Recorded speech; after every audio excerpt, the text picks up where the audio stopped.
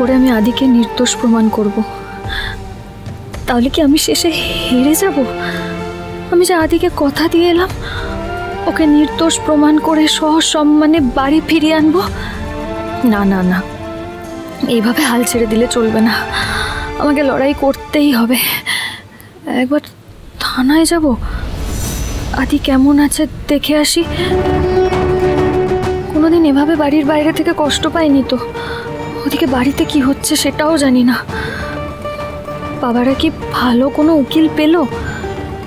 কিন্তু আমি যেভাবে না বলে পালিয়ে এলাম বাড়ি থেকে, তাতে তো মা আমার উপরে ভয়ঙ্কর রেগে আছে। কি জানি আমাকে দেখলে আবার মা কি করবে। তাও যদি আদিকে ছাড়ানোর কোনো উপায় করে নিয়ে যেতে পারতাম। এইভাবে কোন মুখে বাড়ি ঢুকবো আমি?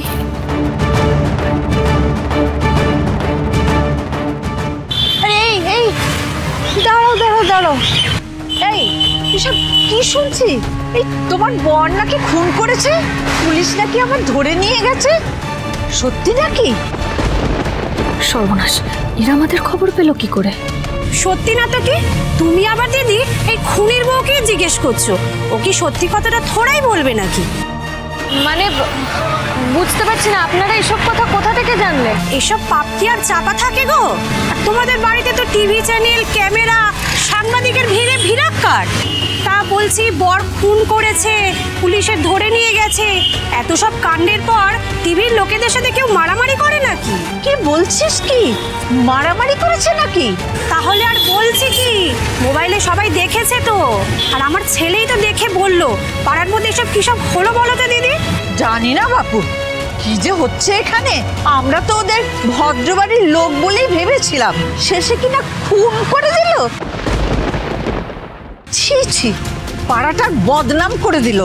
তুমি ভাবো দিদি, দুদিন আগেই এই মেয়েটা নাকি গুন্ডা পিটিয়ে হিরো হয়েছিল, আজ জানা গেল নাকি খুনির বউ। চলো দিদি চলো। চল। এসব কি বলছে এরা? এত কিছু হয়ে গেছে বাড়িতে। এই সময় আমি বাড়িতে থাকলাম না। মিডিয়া এসেছে দেখেও তখন এভাবে পালানোটা আমার উচিত হয়নি। কিন্তু এখন এখন কি হবে? গোটা পাড়ায় ঢিঠি পড়ে গেছে, সবাই আমাদেরকে নিয়ে ছিছি করছে।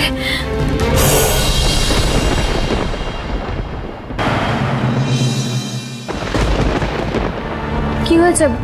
বাড়িতে মিডিয়া এসেছিল শুনলাম, খুব ঝামেলা হয়েছে নাকি? এই যে এখন আসার সময় হয়েছে। হ্যাঁ বাহ, দারুণ ব্যাপার তো। আসল সবাই দেখতে পালিয়ে গেল, এখন দেখামি করতে এসছে। এদিকে মিডিয়া সামলাতে সামলাতে আমাদের একেবারে নাকানি চুপানি খাবার মতো অবস্থা। সাতকাণ্ড তাই তাই ঢিঢিস করে এতক্ষণ পরে উনি কাব্য শুনতে এসেছেন। ছি শুভদীপ, ছি। আজকে শুধুমাত্র তোমার জন্য আমাদের বাড়ির রেপুটেশন এইভাবে ধুলোয় মিশে যাচ্ছে। তোমার ইররেসপন্সিবিলিটির জন্য আমাদেরকে প্রাইস পে করতে হচ্ছে। আমি তো ভাবতে পারছি না এন্টায়ার ওয়ার্ল্ডের সামনে এইভাবে হিউমিলিয়েট হতে হবে। মা, আমার সত্যি খুব ভুল হয়ে গেছে। আমি সবাই চুপ করো, এখন ওর সঙ্গে কেউ কথা বলবে না। ওর বাজে কথা শোনার থেকে এখন আমার ছেলেটাকে বাঁচানোটা বেশি জরুরি। হ্যাঁ, অনেক কষ্টে একজন লয়ার পাওয়া গেছেন, আমরা ওনার সঙ্গে আগে কথাটা বলি। মিস্টার সেনগুপ্ত, আপনি বলুন কি করে আমার ছেলেটাকে ফিরিয়ে আনা যায় বলুন তো? বিশ্বাস করুন, আমার ছেলেটাকে মিথ্যে খুনের দায়ে ফাঁসানো হয়েছে, ওর কোনো দোষ নেই।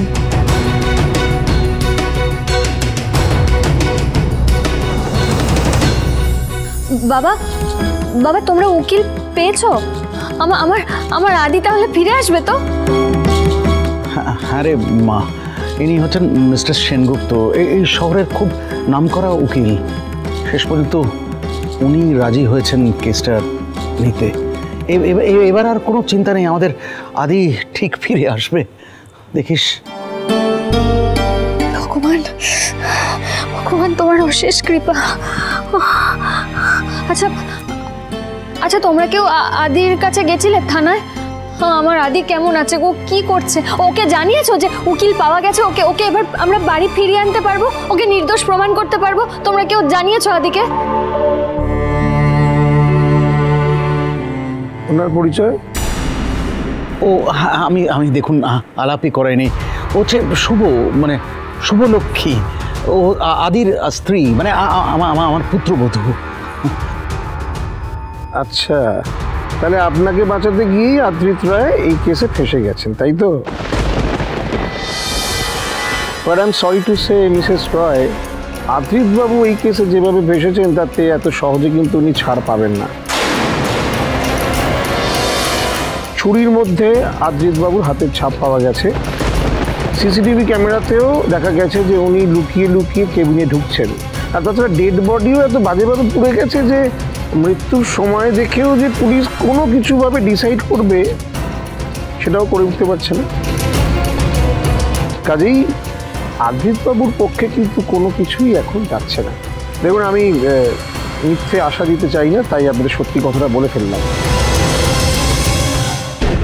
এক্ষুনি আদ্রিত বাবু বেল পাবেন কিনা কিংবা বাড়ি ফিরতে পারবেন কিনা সেই গ্যারান্টি কিন্তু আমি দিতে পারছি না।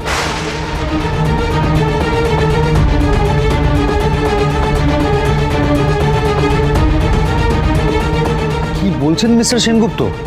আমরা তো আপনার উপর ভরসা করে আছি, আর আপনি বলছেন নোকে ছাড়ানো যাবে না? আমি তো বুঝতে পারছি না, আদি কি তাহলে সারা জীবন খুনের দায়ে জেল খাটবে নাকি? আর আদি তো ওরকম ছেলে নয়। দেখুন, আদালত তো আর স্কুল নয় যে ক্যারেক্টার সার্টিফিকেট বেসিসে কাউকে জাজ করবে। আদালত সাক্ষ্য এবং প্রমাণের ভিত্তিতেই রায় দেয়, আর দুটোর কোনোটাই আপনাদের ফেভারে নেই। হায় ভগবান, তাহলে কি আমাদের আদির টাইটাই ঠিক? মেজোকাম্মা, একটু চুপ করো না, কেন আজে বাজে বকছো? আচ্ছা মিস্টার সেনগুপ্ত, আপনি কি কোনো আশাই দেখতে পাচ্ছেন না? আরে না না, আপনারা আগেই এতটা ভেঙে পড়বেন না। আপনারা মাথায় রাখবেন যে আমি যখন কেসটা নিয়েছি তখন আদ্রিত রায় কিন্তু আমার ক্লায়েন্ট, আর ক্লায়েন্টকে যে কোনোভাবেই হোক বাঁচানোটা আমার কর্তব্য। আমি তো লড়াই করবই। আদ্রিত বাবুকে নির্দোষ প্রমাণ করার জন্য কোনো না কোনো একটা উপায় আমার খুঁজে বার করতেই হবে। তবে হ্যাঁ, সময় লাগবে, তাই আপনাদেরকে একটু ধৈর্য ধরতে হবে।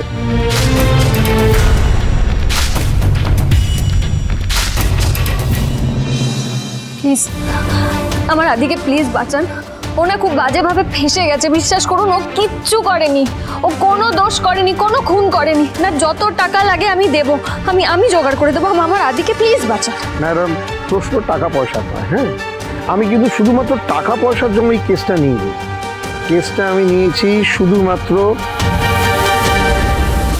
আদ্রিত রায়ের জন্য।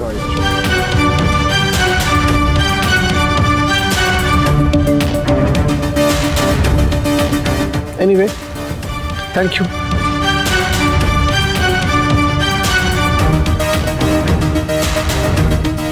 আমার ওনার কথাবার্তার ধরন একেবারেই ভালো লাগছে না।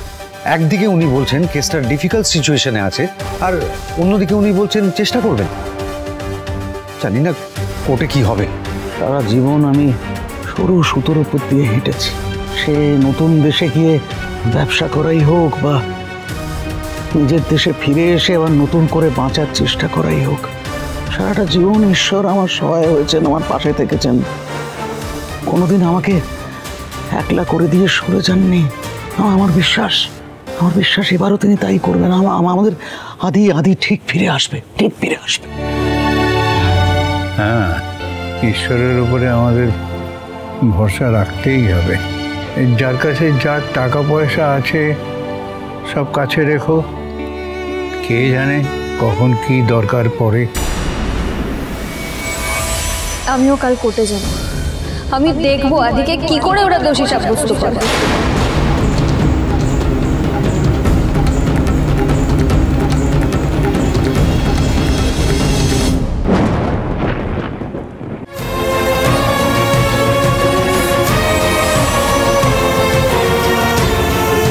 ওই তো আদি এসে গেছে।